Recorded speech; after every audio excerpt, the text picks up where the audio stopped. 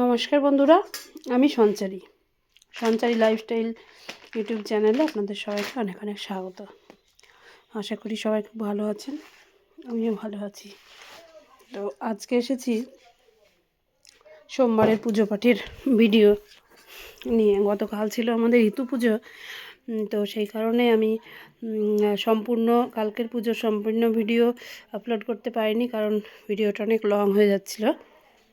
তো আজ আমি গতকালের শিব পুজোর একটুখানি মুহূর্ত আপনাদের সঙ্গে তুলে ধরবো। যেহেতু পুরোদমে ঠান্ডা পড়ে গেছে, সেই কারণেই আমি গোপাল সোনাদেরও প্রতিদিন স্নান করাই না, অন্যান্য ঠাকুরকেও প্রতিদিন স্নান করাই না। ওই পোশাক পাল্টিয়ে মুছিয়ে রেখে দিই। কোনো দিন হয়তো সেটাও সম্ভব হয় না, কারণ নিজেও পারি না, তাছাড়া অনেক বেলা হয়ে যায় সংসারের কাজ ছাড়তে। সেজন্য অনেক দিন এমনও যায় যে শুধু ঠাকুরকে ভোগ দিয়েই রেখে দিচ্ছি, গঙ্গা জল ছিটিয়ে দিয়ে। তো কালকে আমি সব ঠাকুরকে, গোপাল সোনা, রাধা মাধব, সরস্বতী, মহাদেব, তারপর আমার গণেশজি, সবাইকেই আমি স্নান করেছিলাম। আমার ঠাকুরঘরটায় ছাদটা ঢালাই দেওয়া নেই বলে টিন দেওয়া আছে, সেই কারণে প্রচণ্ড ঠান্ডা হয়ে থাকে, যে কারণে পুজো করতে বসেও খুব অসুবিধা হয় ঠান্ডাতে। সেই জন্য আমি কালকে কী করেছিলাম, বাইরে চলে গিয়ে, মানে ছাদে, বাইরে যে খোলা ছাদ, সেখানে চলে গিয়ে রোদে বসে গোপাল সোনা, রাধা মাধব সবাইকে স্নান করিয়ে তবে ঘরে এলাম সরস্বতী দেবী, গণেশজি আর আমার মহাদেবকে স্নান করাতে। তো সব ঠাকুরকে স্নান করিয়ে পোশাক বদলিয়ে ভোগ দেওয়ার পরে আমি চলে এসেছিলাম নিচে। নিচে চলছিল ইতু পুজো। ভেবেছিলাম দুর্গা পুজো, কালী পুজোর রেশ কাটতেই হয়তো সব শেষ হয়ে গেল, পুজো পাঠ আর কিছুই নেই। মনটা বেশ ভারাক্রান্ত হয়ে উঠেছিল, কিন্তু তারপর অগ্রহায়ণ মাস আসতেই দেখলাম আবার শুরু হয়ে গেল ইতু পুজো, তারপরে কুলোই পুজো। পুরো মাস জুড়েই বেশ পুজোর মরশুম চলছিল, শেষ হলো গতকাল। তবে আজকে হচ্ছে আমাদের ঋতু পুজোর ঘটের ভাসান, বিকেলবেলা খই দইয়ের ভোগ দেওয়া হবে এবং ঋতু পুজোর যে ঘট সেগুলো ভাসান দেওয়া হবে। অনেকের হয় কি বিকেলবেলা না দিয়ে ভোরবেলা ঋতু পুজোর ঘটের ভাসান দেয়, কিন্তু আমাদের হচ্ছে বিকেলবেলা। সূর্য অস্ত যাওয়ার ঠিক আগের মুহূর্তে ইতু ঘট ভাসান দেওয়া হবে, তারপর বাড়ি এসে খই দইয়ের যে ভোগ প্রসাদ সবাইকে বিলি করা হবে। তো আগামীকালের ভিডিওতে আশা করি সেই দৃশ্য তোমাদের সঙ্গে ভাগ করে নেব। আর এই যে কালকে যখন আমাদের মা যখন সবাইকে প্রসাদ বিলি করছিলেন, তখন ওরাও শুরু করে দিয়েছে আমাদের প্রসাদ দাও, এটাই বলতে।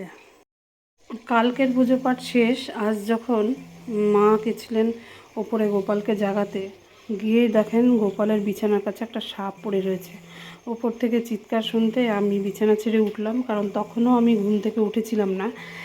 তো উঠে গিয়ে দেখি যে ওখানে একটা ছোট্ট একটা সাপ।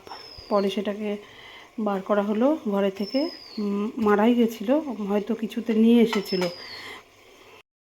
তো হয় কি, পুরো শীতকালটা জুড়ে আমাদের রান্নাবান্নার কাজটা এভাবেই চলে, মানে কিছুটা উনানে, কিছুটা হচ্ছে গ্যাসে, কারণ সকালবেলা সবার তাড়া থাকে বেরোনোর। মেয়ে পড়তে যায়, স্কুল টুল না থাকলেও হয়তো পড়তে যাওয়ার ব্যাপার থাকে, ওর বাবার অফিস থাকে, সেই জন্য রান্নাটা এইভাবেই হয়ে থাকে। এখন আবার দুপুরবেলা বানাচ্ছি চাউমিন, কারণ মেয়ের আছে পড়া 4টের সময়, তো ও বেরোবে বলে দুপুরে আর সেই এখন যতদিন এই ঠান্ডা থাকবে দুপুরে যে খাবার, ভাত বা রুটি, এগুলো খেতেই চায় না কেউ, তো ওকে বানিয়ে দিতে হচ্ছে চাউমিন। আমরা যতই বলি না কেন মেয়েরা যে নিজের মতো চলবো বা নিজের মতো থাকবো, যারা ইনকাম করে তারাও, নিজের হাতে যারা উপার্জন করে তারাও কিন্তু এটা পারে না।